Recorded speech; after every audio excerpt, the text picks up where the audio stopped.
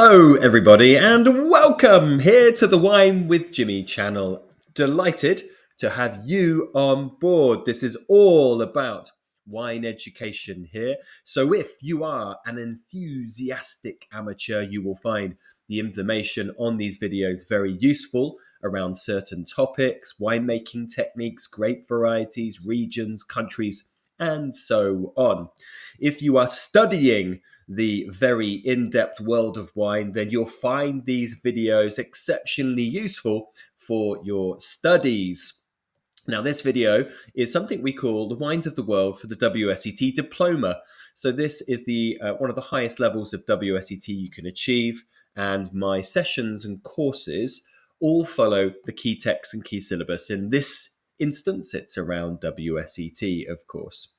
Now, we are looking at Australia here, so we are on Series 3, Part 3, with a wonderful view there of Melbourne and Port Phillip Bay from the Geelong vineyards. So that's what we're looking at, Series 3 on Victoria, and we're on Part 3 of 8 of the key areas around the Victorian zone. So this part is a free video. Anything that follows this video, Parts 4 through to 8, are only available to those of you who subscribe to my e-learning platform. That's over at www.winewithjimmy.com. You'll see that at the bottom of the slide and in the description box as well. If you have a question or a comment about this video, perhaps you have been to Australia, you live there, you love the wines of Geelong, or you hate them. Do you have any comments, any best producers, best restaurants? Please do get in touch to help the community through Wine with Jimmy, of course. Please make sure you click like and subscribe as well. Here's the rather colourful map of the Victorian part of Australia. So it lies to the east of South Australia and to the south of New South Wales. Now, we know from the previous videos that Victoria is split into a number of smaller zones covering a rather wide range of conditions when we talk about things like climate, weather, topography, geology, and so on. Now, we're still looking here at the Port Phillip Zone in dark green around Port Phillip Bay, where you find the state capital of Melbourne. So the vineyards around here, very well known for being some of the coolest vineyards in the whole of mainland Australia.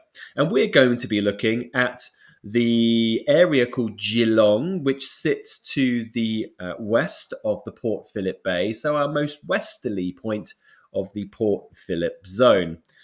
So there is the Port Phillip Zone a little bit closer, as you can know. This is an area that experiences a cooling effect from the sea. So the climate here is generally cool or moderate, depending on exactly where you are. And the key sort of influence here is certainly the ocean, but altitude may play a certain part in parts of the Port Phillip Zone. Okay, let's go to look at Geelong then. So there we are, highlighted. That's the region. So it lies to the west of Melbourne and also to the west of the Port Phillip Bay, which is this sort of greyish expanse to the right-hand side that you see just there. It includes this lovely peninsula. So you'll see in the centre on the coast is the small city of Geelong. And then this bit that juts out is the Bellarine Peninsula. This skirts to the south of the Port Phillip Bay. Now, there's an infamy to Geelong, which they're trying to shake, and that is the fact that phylloxera was first discovered here in Geelong across Australia. Now, before this, it was a flourishing area of small vineyards that supplied wine to Melbourne in the mid-1800s. But of course, phylloxera comes along, devastates the area. In fact, really, vineyards were only started to be re-established from the 1960s onwards. but it has not adapted as quick as some other areas. There are only 467 hectares of vines in play here in Geelong. So what about the climate here? So it's a cold climate with the nearby Port Phillip Bay and the Bass Strait, which separates mainland Australia to Tasmania, providing a moderating influence. Annual rainfall is lower than in the Yarra Valley, typically at about 500 to 600 millimetres, with the majority falling in winter spring. The growing season rainfall, GSR, is about 300 millimetres per year on average. And because we have certainly a south coast here, we go down to the surf coast, we have the Bellarine Peninsula, there is a strong southwest wind that blows through the region, which reduces humidity and the risk of fungal diseases. One of the things it does do, certainly for Pinot Noir, is it hardens the skins of Pinot Noir during the summer season.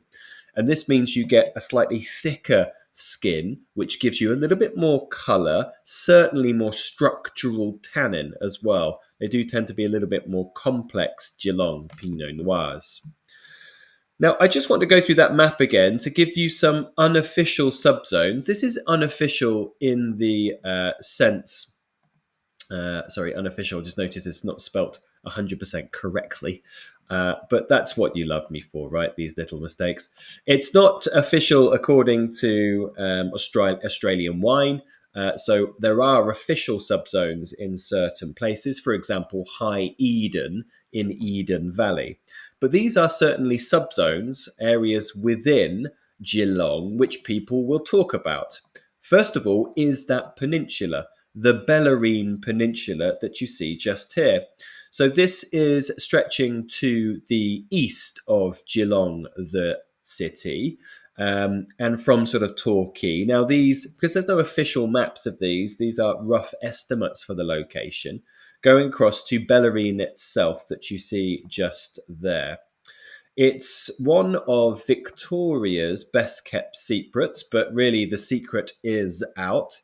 People flock to enjoy the wonderful maritime climate here of warm days and cool nights. The shelter of Port Phillip Bay is perfect for producing cold climate wines in the rich black basalt soil laid over limestone. You get long, slow ripening summers, and you get rather structural but fresh wines coming from this area, with many of the vineyards being located close to Bellarine itself. You can see that scattered kind of agglomeration there towards Bellarine on your map. Next up is the Moorabool Valley. Now this is more continental in its climate and a little bit warmer, so we'll call this more moderate and sort of maritime continental.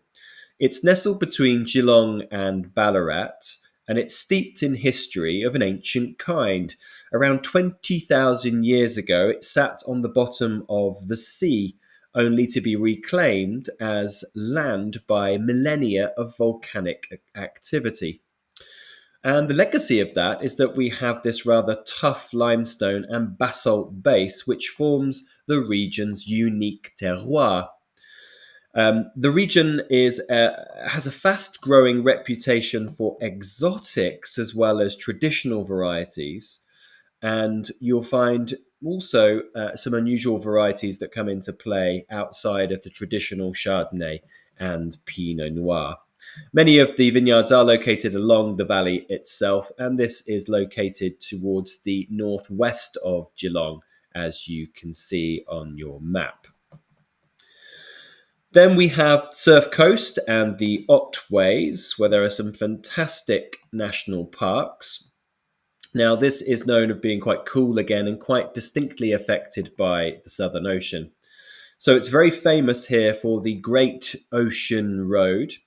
And the Surf Coast is gaining a reputation for producing extraordinary wines from the coast that is lashed by the violent, sometimes intensive weather of the Bass Strait.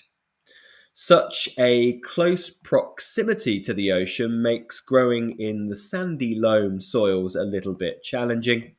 And the area's winemakers have certainly risen to the challenge and are producing some very great wines. But this is very few and far between in terms of vineyards. You'll see a couple near the coast near Torquay, but as you go a little bit more north towards Geelong, there are more. Many of them dotted actually around the sort of outskirts of Geelong city. So what do we find in terms of our grape varieties? Now, I mentioned before that there are less than 500 hectares of vines in play in the whole of Geelong. And it's an area where Chardonnay and Pinot Noir rule the roost. But you'll also find Shiraz and Cabernet Sauvignon in the slightly warmer areas like the Moorabool Valley, for example. Both Pinot Noirs and Chardonnays tend to have a little bit more body and structural tannin than, say, the Yarra Valley. In Geelong, the Pinot Noir accounted for just over a third of production, and that's of the crush of the 2024 production. And you'll expect typically ripe red, so something like Kirsch and even sort of Morello cherry, and sometimes black cherry with medium levels of structural tannin behind it. You'll find brightness is achieved by whole bunch fermentations, whole berry or whole bunch fermentations. Shiraz will account for around 16%, so it's the second black grape variety. It tends to be medium bodied with brambly fruit, red and black, with a bit of spice and some firm tannin. Typically, the wines are good to very good, with some mid-priced and premium-priced examples. Leading whites in the area, of course, is Chardonnay, accounting for about 1/4 of the total 2024 crush. Generally, the whites are medium-bodied with medium acidity, and the Chardonnays will have kind of a peach to melon characteristic. There is the Mount Denide Estate Chardonnay. The previous slide, by the way, was showing you by far. So there is the far side, by far Pinot Noir, and they're the by far vineyards as well in your picture. Okay, let's look at this Google Earth video to put Geelong into a wonderful perspective. Here we are focusing on Southeast Australia, looking at Victoria as a whole. And we're going to focus on the capital city of Melbourne, on Port Phillip Bay. Here we are focusing on it just now. So Melbourne and all areas around here for viticulture are considered in the Port Phillip Zone. This is closer to the sea, moderated by the effect of the ocean, as you can clearly feel from the map just there. You really get a sense of the impact of the ocean right there. We're going to look at Geelong now, a smaller area sitting to the west of Port Phillip Bay, about 467 hectares, so very small, infamous for the first outbreak of phylloxera, experiencing a cool maritime climate with about GSR of 300 millimeters per year. That's growing season rainfall. Here we can see the Bellarine Peninsula. This is one of the best kept secrets of the area, and we find vineyards here on black basalt on limestone. On the same soil, we find to the northwest the Moorabool Valley, which is warmer, a little bit more continental, and there are some more unusual varieties found here. Moorabool, by the way, means monster in indigenous dialect. And then that green area is the Surf Coast in Otways. This is famous for the Great Ocean Road, and vineyards here scattered are found on sandy loams. Geelong accounts for about 50% of it is around Chardonnay and Pinot Noir, for your information. Okie doke, that brings me to a conclusion of Geelong. I hope you've enjoyed it. Please do join me for part 4, where we discuss the final part of the Port Phillip Bay zone, which is the Macedon Ranges. If you do want to watch that video and everything else on this list, you will need to subscribe to the Wine with Jimmy e-learning portal. That's over at www.winewithjimmy.com.